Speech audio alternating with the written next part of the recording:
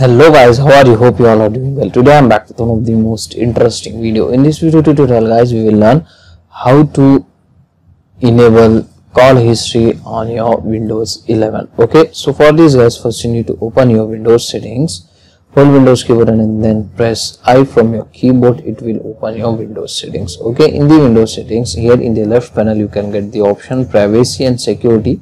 Just click and open it. Okay, and in the right panel scroll down and find out call history option. As you can see, call history is here. Just click and open that option, and here you can easily able to enable the call history. If you want to enable the call history access, just enable this, and here you need to enable your phone app, which from where you are doing the calls.